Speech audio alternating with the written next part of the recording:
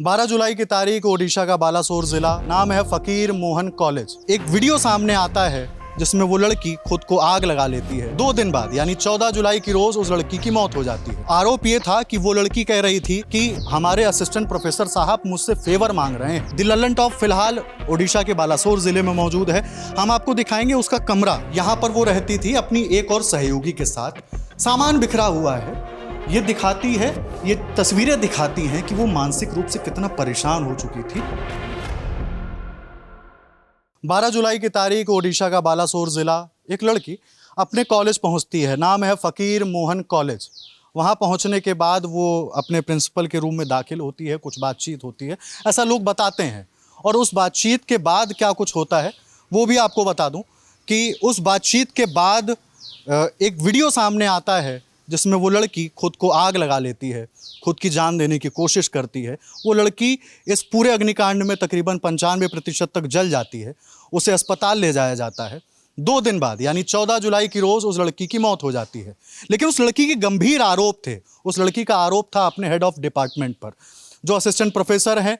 नाम है समीर रंजन साहू। आरोप ये था कि वो लड़की कह रही थी कि हमारे असिस्टेंट प्रोफेसर साहब मुझसे फेवर मांग रहे हैं। उस लड़की का ये भी कहना था कि वो उसे सेक्सुअल हरासमेंट करते हैं, यानी यौन उत्पीड़न।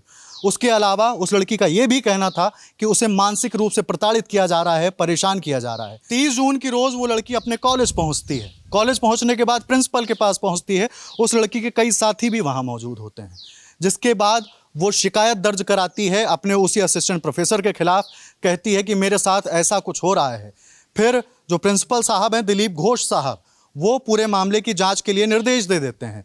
एक इंटरनल कंप्लेंट कमेटी बनाई जाती है और इंटरनल कंप्लेंट कमेटी की जब रिपोर्ट आती है तो बड़े चौंकाने वाले, बड़े हैरत अंगेज दावे किए जाते हैं। कह दिया जाता है कि जो बात कही जा रही है कि सेक्सुअल हरासमेंट हुआ है, वो उसके सबूत नहीं मिल रहे हैं, वो चीज़ नहीं स्पष्ट हो पा रही है।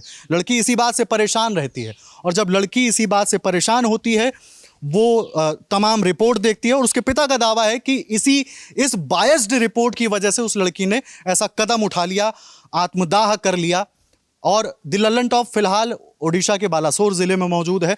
हम आपको दिखाएंगे उसका कमरा कितने अंधेरे से भरा हुआ है, वहाँ क्या कुछ है। चलिए, हम जिस घर के सामने मौजूद हैं उसी में मृतका रहती थी। कई तस्वीरें हैं, कई कहानियाँ हैं। उन कहानियों के कई मायने निकाले जा रहे हैं।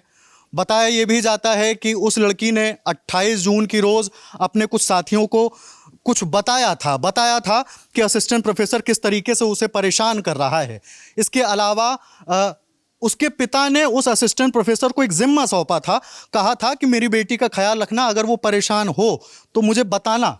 लेकिन लड़की ने कुछ वक्त बाद ये आरोप लगाया कि वो असिस्टेंट प्रोफेसर साहब ध्यान रखना तो छोड़िए, वो कहने लगे फेवर चाहिए। और लड़की ने जब पूछा फेवर किस तरह का, तो असिस्टेंट प्रोफेसर साहब कहते हैं कि छोटी नहीं हो। अब हम आपको उस कमरे की तस्वीर दिखाते हैं, बताते हैं कि उस घर में, उस कमरे में कितना अंधेरा है जहां से एक लड़की जा चुकी है। ये उसी मृतका का कमरा है। यहां पर वो रहती थी अपनी एक और सहयोगी के साथ। सामान बिखरा हुआ है। ये दिखाती है, ये तस्वीरें दिखाती हैं कि वो मानसिक रूप से कितना परेशान हो चुकी थी। ये तमाम दावे किए जा रहे हैं। इस पूरे मामले में पुलिस अपने तथ्य रख रही है। पुलिस जो जांच कर रही है वो अपनी चीज़ें बता रही है। मैं यहाँ पर जो मृतका थी उनकी एक साथी हैं प्रियशा, मैं उनसे कुछ चीज़ें जानना चाहूँगा कि जब 12 तारीख की रोज़, 12 जून की रोज़ जब उन्होंने ये आत्मघाती कदम उठाया, खुद को आग लगा ली जान देने के मकसद से, तो उस घटना के बाद क्या कुछ हुआ? क्योंकि बताया जाता है आप लोग उनको लेकर मेडिकल कॉलेज पहुंचे। हाँ, हमको कॉल आया। जब कॉल आया उसके 5-7 मिनट बाद हम कॉलेज पहुँचे, जहाँ पे वो मतलब बोल रहे, विजुअल भी हम दिखे कि प्रिंसिपल रूम के पास वो आग लगाई खुद को। लेकिन वो दौड़ते दौड़ते, वो फील्ड है, एक स्टेज है, वहाँ पे गई। वहाँ पे पड़ी हुई थी, मतलब क्या, बहुत पेन से चीख रही थी, पड़ी हुई थी। उसके ऊपर बस एक कपड़ा डला हुआ था। लोग सारे, मतलब टीचर और स्टूडेंट्स जो थे वो चारों ओर थे। बस हम गए तो तुरंत एम्बुलेंस आया और हम उनको लेके हॉस्पिटल गए बालेश्वर के। प्रेषक कितने लोग थे जो मृतका को, मतलब क्योंकि उस वक्त वो जीवित थी, बताया जाता है 95% तक वो जल चुकी थी, जिसकी वजह से उनकी मौत हो गई। तो उनको ले जाने वाले हॉस्पिटल कौन कौन ले गया? हॉस्पिटल जाते वक्त हम एवीपी के जो हम दोनों थे, कॉलेज के 2 लड़के थे जो उसको उठा के एम्बुलेंस में डाले, और एक भैया थे हमारे संगठन के। हम अच्छा, वो अखिल भारतीय विद्यार्थी परिषद से जुड़ी हुई थी जो कि, तो आप लोग उन्हें लेकर गए, तो उनके भाई भी वहाँ पर मौजूद थे। हॉस्पिटल पहुँचे, फिर उनके भाई आके हॉस्पिटल में पहुँचे। अच्छा प्रियशा, चूंकि ये एक मकान है, मकान के जो ओनर हैं मतलब मालिक हैं, ऐसा आमतौर पर हम सभी के साथ होता है कि जब पढ़ने वाले बच्चे शहरों की तरफ रुख करते हैं तो वो किराए पर कमरा लेते हैं।